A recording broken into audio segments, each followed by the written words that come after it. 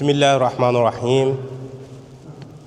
Wassalatu wassalam ala Rasulullah sallallahu alayhi wa sallam. Avant tout d'abord, je vous remercie de votre présence, car ce n'est pas facile du tout. Votre présence démontre vraiment un dévouement pour voir notre nation prospérer dans l'avenir. Et je vois la jeunesse, je vois des figures importantes aussi, car toute personne est importante dans ce monde, car c'est le monde de Dieu. Dieu a créé ces êtres humains pour prouver au monde qu'ils sont importants dans ce monde, donc ce n'est pas à nous de les négliger. Donc je vous remercie davantage. Pour commencer, je vais vous expliquer un peu c'est quoi la soprosogène. La soprosogène, c'est un nom d'un projet qui a pris presque une décennie pour voir le jour. Donc, et jusqu'à maintenant aussi, c'est juste une vision. Ça n'a pas encore vu le jour parce qu'il faut aussi des années de pratique, de dévouement, de résilience, de compréhension, de soutien, d'unité, de lever pour vraiment que la soprosogène puisse voir le jour. C'est des projets à long terme qu'on va exposer ici. Donc la définition de la soprosogène, c'est le socle au progrès social pour une génération nouvelle. Donc, mesdames et messieurs, je vous prie de vous rapprocher un peu sur ces tableaux qu'on va démontrer, qu'on va exposer un par un pour que vous puissiez comprendre l'idéologie de la soprosogène. Merci beaucoup. Si vous pouvez vous rapprocher, ça nous ferait plaisir, Inch'Allah. Nous avons 20 projets, c'est-à-dire de développement. En premier lieu, il y a le chapitre 1 qu'on n'a pas encore exposé, mais on va l'exposer à l'intérieur de la salle parce que ça parle de l'éducation. Donc nous allons débuter par le chapitre 2 technique. Donc ici, comment peut-on transformer les jeunes déscolarisés pour les transformer à des experts techniques? Donc nous avons les détails de l'idéologie, c'est-à-dire en première partie, nous allons passer au recensement et aux enquêtes, recenser tous les métiers qui existent dans ce pays, tous les métiers en activité qui existent dans ce pays. On va recenser les jeunes ou les personnes qui portent ces métiers. Donc on va les former pour les certifier. Pourquoi? Pour les certifier selon leurs années de pratique et leur degré d'expertise. Après les avoir certifiés, nous allons passer à des enquêtes. Donc enquêter, voir les jeunes déscolarisés, donc voir pour comprendre leur affinité et leurs influences par rapport aux différents métiers exercés dans notre pays. Donc après avoir passé cette étape, nous allons passer à l'étape binôme, c'est-à-dire que c'est le maître plus l'apprenti. Donc c'est un système de littorat qu'on va faire quoi? C'est-à-dire on va prendre sous la responsabilité directe du jeune déscolarisé par rapport au maître. On va placer le maître et placer le jeune déscolarisé sous la responsabilité directe du jeune maître. Maintenant, l'idéologie de la soprosogène, c'est d'élargir les débouchés, c'est-à-dire de construire un pont direct entre les entreprises, les besoins des grandes entreprises et ces ateliers de formation. Donc c'est une formation à ciel ouvert. Après ça, nous allons créer aussi des classes de formation pour soutenir les jeunes, c'est-à-dire que les maîtres aussi, pour les accompagner un peu dans les gestions d'entreprises et tout, pour qu'ils arrivent à construire des micro-entreprises aussi qui vont les aider. On va aussi accompagner aussi les jeunes déscolarisés pour qu'ils puissent aussi eux-mêmes un jour devenir des maîtres. Donc, je crois que c'est la méthode la plus facile et la plus simple aussi pour vraiment aussi lutter contre la déscolarisation. Donc là, l'ancien système, nous avons un système de débrouille. Donc, on va le transformer par la vision soprosogène à une certification de dignité. Donc, nous avons ici l'apprentissage sur tas qu'on va transformer par un tutorat surveillé. Donc, nous avons ici l'impasse informelle, donc qui va se transformer en une clarté de reconnaissance et reconnaissance. Donc une jeunesse perdue qui sera transformée en bâtisseur national. Donc là, c'est les courbes qui sont là. C'est-à-dire que le taux de la déscolarisation qui était à 60%, donc va chuter jusqu'à 5%. Et le taux de chômage technique qui était à 75% va chuter jusqu'à 5%.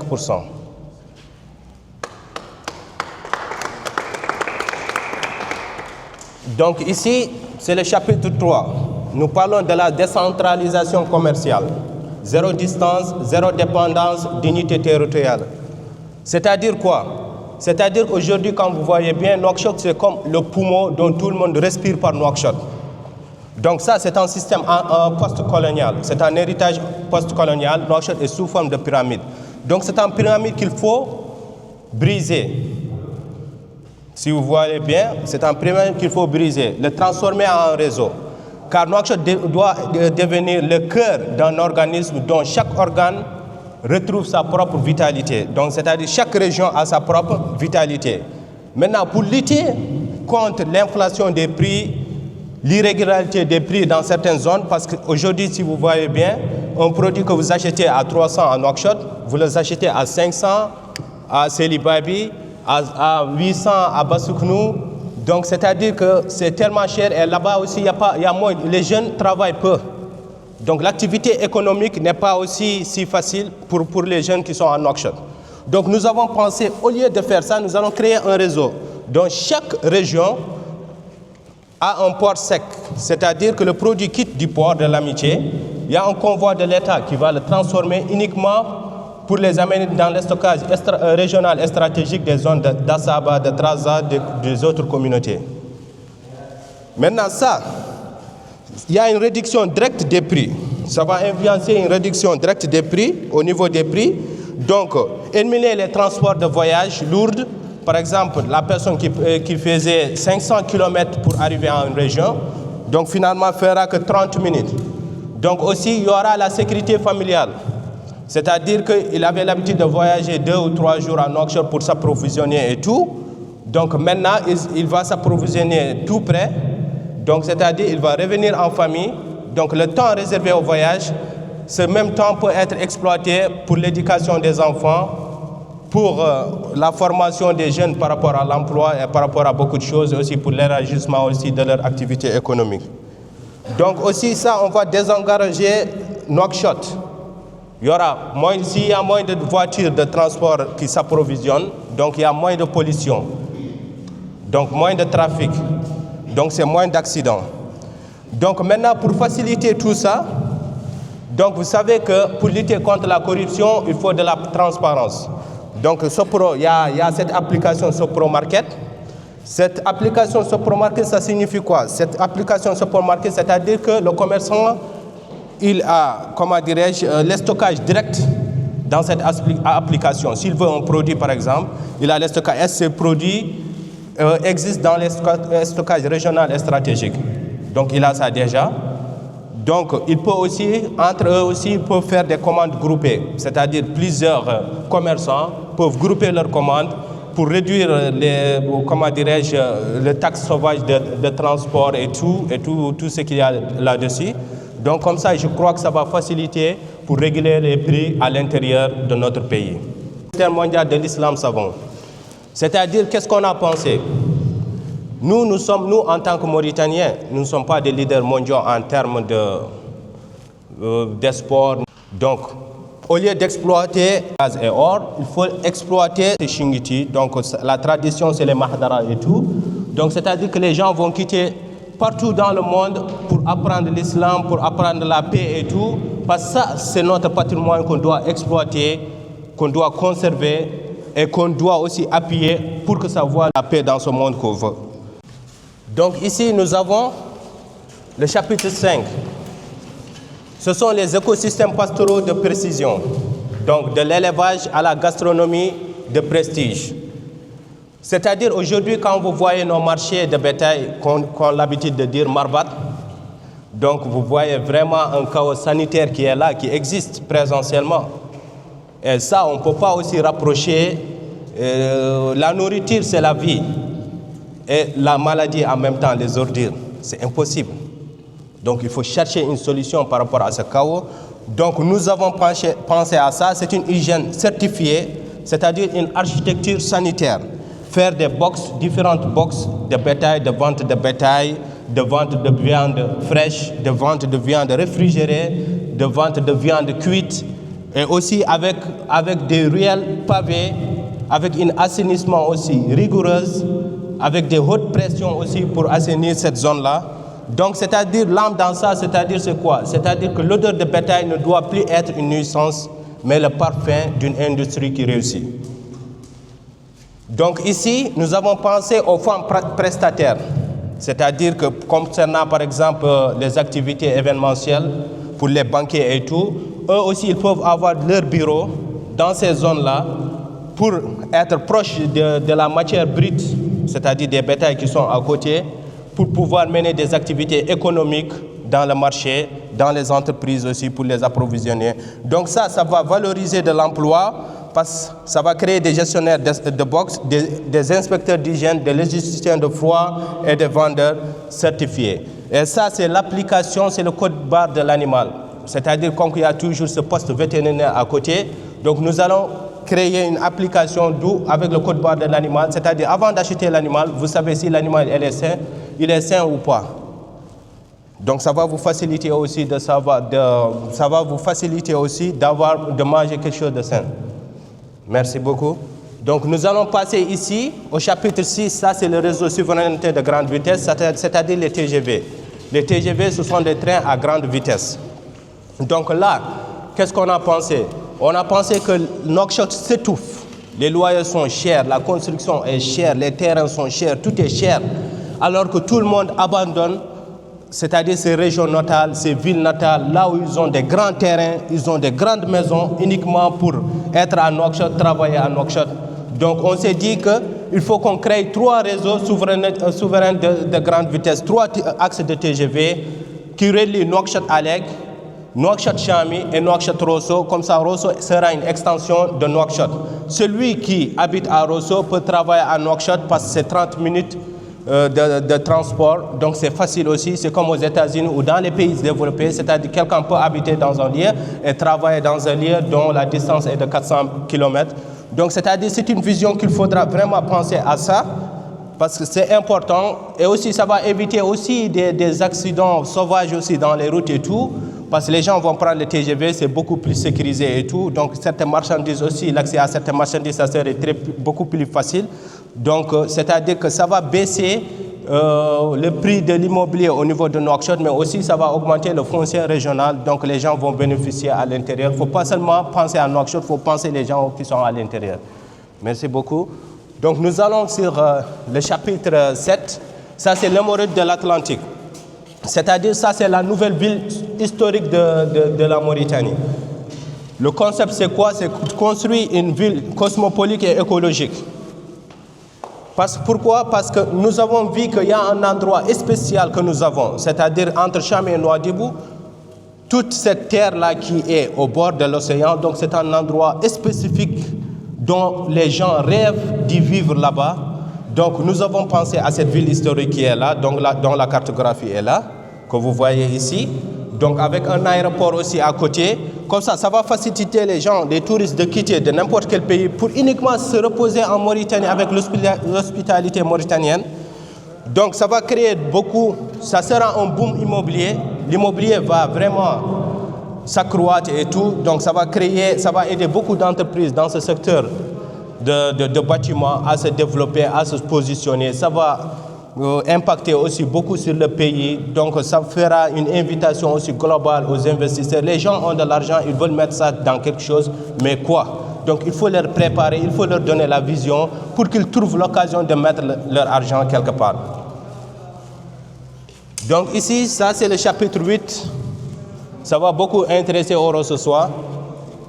Donc ça c'est Rosso Émergence. Donc c'est vrai qu'il y a le pont. C'est vrai que nous avons le pont qui relie Sénégal et Mauritanie. Et c'est un bon projet, c'est une très bonne idéologie qui est là, donc c'est une très bonne vision qui est là. Mais c'est-à-dire que Rosso, c'est la frontière, c'est la façade de notre territoire. Donc ça doit vraiment refléter la dignité de notre nation. Donc ce n'est pas une zone qui devait être une zone poussiéreuse, ce n'est pas une zone qui doit être en défection, ce n'est pas une zone qui doit être dégradée aussi, dont l'assainissement n'est pas mesuré, dont les alignements des maisons ne sont pas mesurés. Donc tout ce désordre qui est là, et il n'y a pas d'emploi, les jeunes quittent Rosso et tout. Donc c'est-à-dire que Rosso vraiment doit vraiment refléter la dignité de notre nation. Donc voici les plans pour l'émergence, Rosso Émergence qui est là. Donc là, ce sont aussi des stockages, c'est-à-dire le marché de transformés moderne. C'est-à-dire que comme nous avons le pont, nous avons tout, et nous sommes aussi le pont entre le Sahel, le Sahara et l'Afrique de l'Ouest. Donc c'est-à-dire qu'on peut vraiment penser à beaucoup de projets, beaucoup d'opportunités, beaucoup de facilités pour l'Afrique de l'Ouest à travers Rosso. Donc, et aussi, ici, nous avons pensé à la création d'une école mécanique, d'un centre de formation mécanique, parce que les voitures quittent Maroc, quittent Espagne même, pour venir à Rosso. Mais c'est-à-dire quand ils tombent en panne, ils sont obligés d'appeler un expert au Sénégal, un expert en Nouakchott et tout. Donc pourquoi pas ne pas créer un centre de formation en mécanique pour que les Rossois puissent assister à ces activités économiques. Donc ici, c'est le chapitre 9. C'est le corridor de l'espoir. Donc le réseau Aftou, comme vous le connaissez bien, c'est-à-dire c'est un réseau qui quitte de Rosso jusqu'à Haute Charqui. Donc on s'est dit que ce réseau ne doit pas seulement se limiter à donner de l'eau aux ménages. On a pensé à quoi? On a pensé à créer avec ce réseau des points de captage, des unités foragères communales. C'est-à-dire qu'on va faire la culture des forages pour rabaisser le prix de la viande, parce qu'on rabaisse le prix de vente de la bête, c'est-à-dire du bétail. Donc ça va aider les éleveurs au temps de soudure, c'est-à-dire les 6 mois de sécheresse, d'avoir des approvisionnements faciles avec des prix réguliers, des stockages de sécurité, donc des banques alimentaires pour bétail et tout. Donc ça va leur faciliter, ce qui va impacter direct sur le coût de revient de l'animal plus bas. Donc nous avons une réduction des dépenses éleveurs. Donc l'éleveur sera aussi content d'une part dans ces moments aussi difficiles de sécheresse.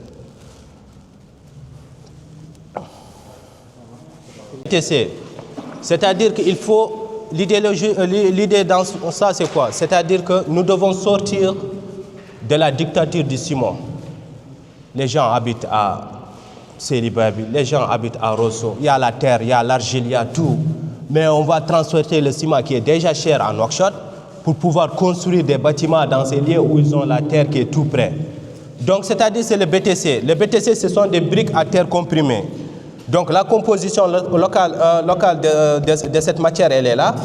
Donc la climatisation, il a une climatisation naturelle. Pourquoi? Quand le béton fait 40 degrés Celsius à l'intérieur, avec le BTC, vous avez 25 degrés Celsius. Donc ça garde les maisons fraîches le jour et douces la nuit.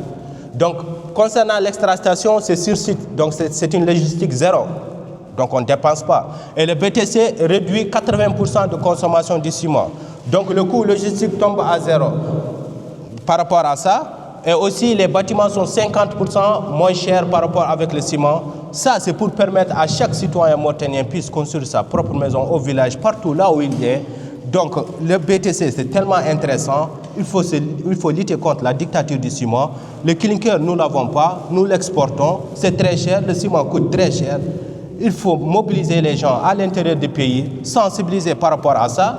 Donc il y a le témoignage même d'Abdelaziz. Nous avons construit des centres de formation en BTC au camp de Mera et jusqu'à maintenant ça existe. Donc c'est-à-dire en termes de garantie, c'est des millénaires. L'argile dure plus que le ciment.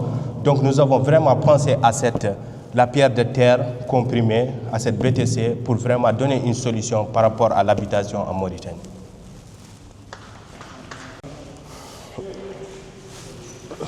Donc ça reste C'est-à-dire aujourd'hui, nous voyons les gens construire n'importe comment, sans plan.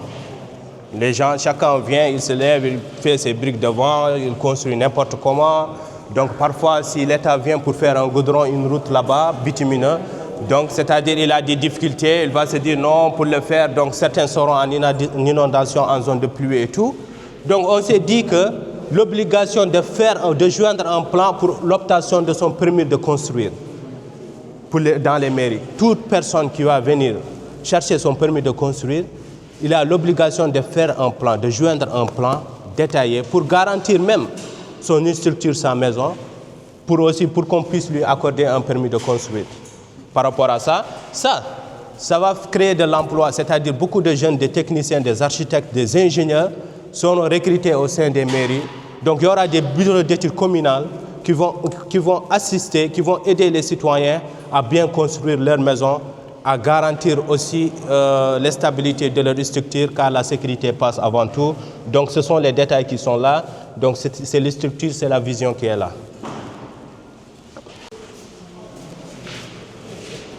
D'une vision que si l'État, par exemple, vient paver les devantures des maisons, donc les gens s'en fichent. Si l'État vient aussi de faire le reboisement au niveau des maisons, les gens s'en fichent.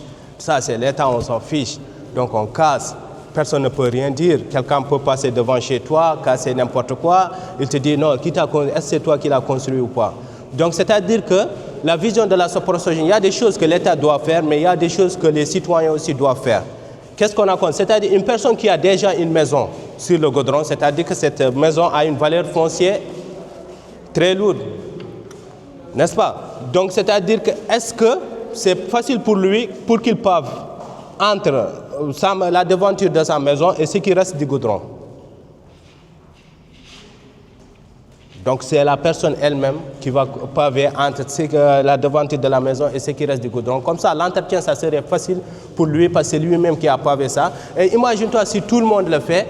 Donc c'est-à-dire que nous n'allons plus voir le sable. Les voitures aujourd'hui, il y a beaucoup de sable sur le goudron. Donc les voitures ont des difficultés à dévier comme il le faut.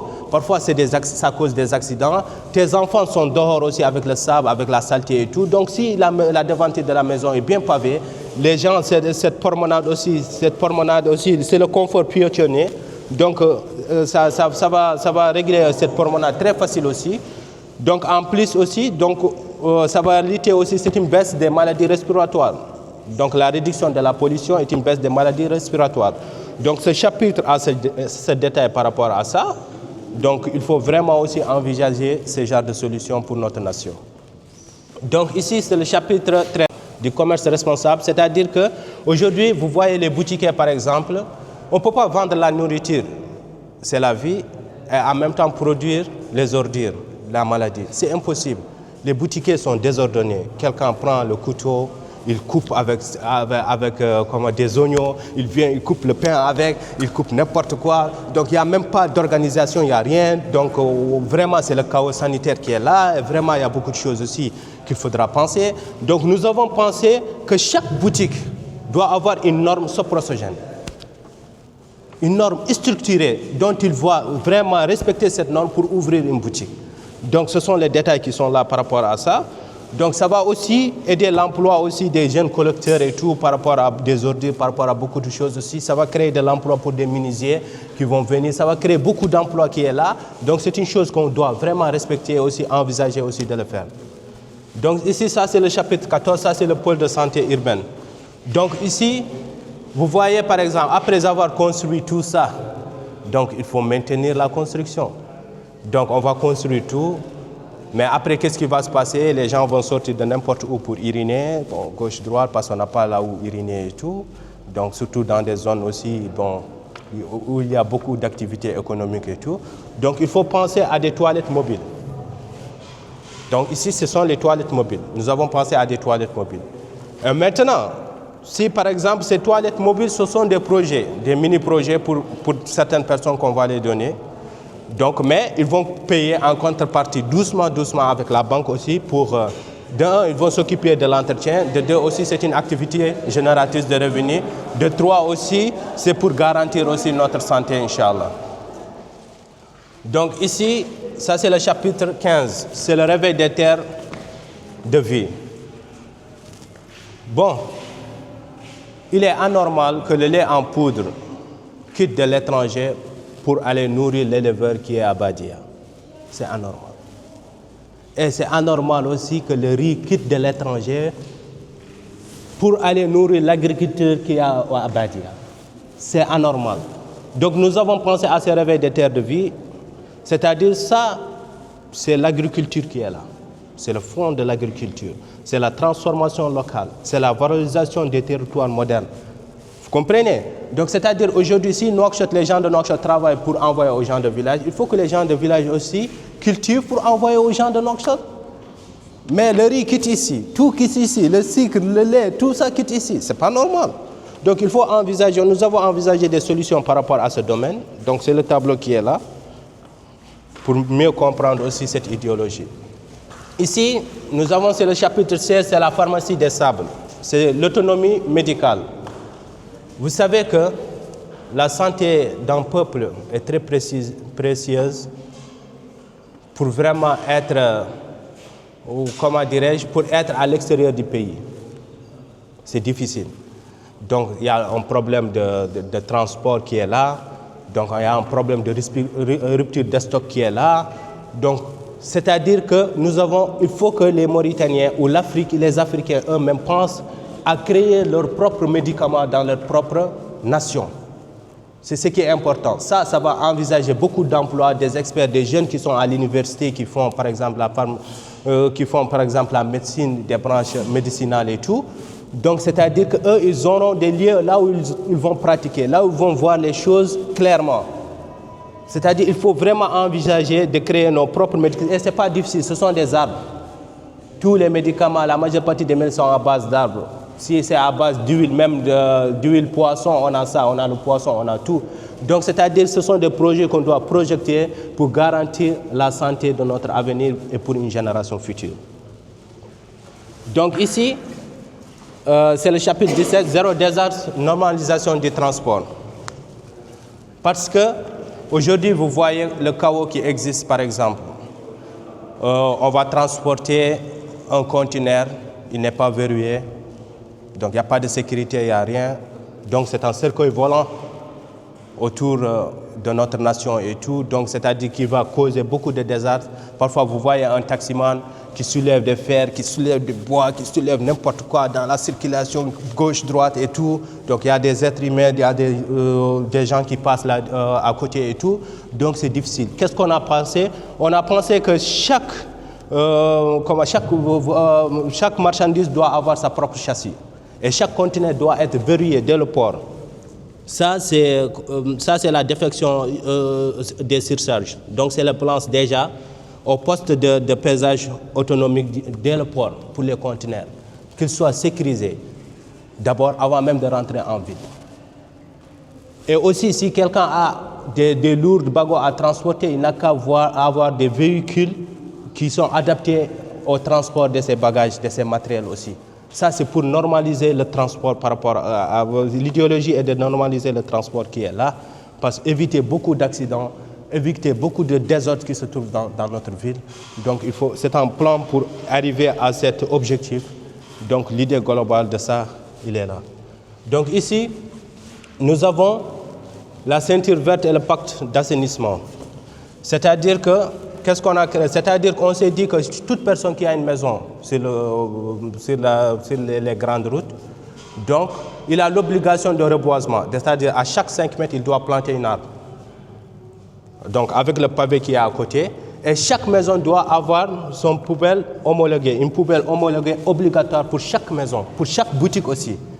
Donc là aussi, c'est-à-dire que pour les tranchées par exemple manuelles, c'est-à-dire aujourd'hui pour se libérer vraiment de ces déchets, pour se libérer vraiment de nos fosses septiques, donc les gens ont l'habitude de faire des tranchées à côté de la maison. Moi, ce que je n'arrive pas à comprendre, les femmes dans ces quartiers se réveillent le matin, ils vont balayer toute la rue. Après avoir balayé toute la rue, à midi, ils reviennent, ils vont prendre par exemple, les déchets des poissons, ils vont verser sur la rue. Après le soir, ils reviennent pour s'asseoir dans cette même rue aussi.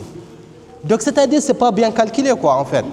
Donc, c'est-à-dire que là, maintenant, pour que les gens arrêtent de faire des tranchées à côté de leur maison, on a pensé à réguler pour faciliter les gens aussi de transporter, de se libérer de leurs fosses septiques facilement avec peu de moyens. Donc, en 19, nous avons les centres de transformation de la Renaissance. C'est-à-dire qu'aujourd'hui, ça, c'est de l'ordure à l'or. Nous allons transformer les ordures. Donc, c'est-à-dire aujourd'hui, tout est recyclable. Rien ne se perd, tout se transforme. On a quoi? Avec le plastique, par exemple, on peut transformer le plastique, on peut le recycler. On peut le revendre aussi dans des entreprises ou dans ces sociétés qui se trouvent dans notre pays. Donc, on peut réinjecter ces produits aussi dans notre pays. Ça, c'est de un. Mais il faut que ça soit, il faut qu'on trouve une industrie de recyclage bien organisée par rapport à ce point. Maintenant, le fer aussi, on peut le recycler. Maintenant, les déchets organiques, on peut les transformer en des engrais à haute qualité. Comme ça va nous éviter l'exportation de l'engrais chimique qui est un peu cher. Et aussi, c'est chimique. Donc, nous avons un engrais naturel à haute qualité qu'on peut créer à partir des déchets organiques. Ça va impacter sur l'emploi des jeunes collecteurs. Les jeunes vont avoir leurs petits toits, ils vont collecter les ordures parce que les ordures sont devenues de l'or aujourd'hui. Donc, merci beaucoup de votre patience. Je sais que ce n'est pas facile de se maintenir debout pour l'exposition. Nous allons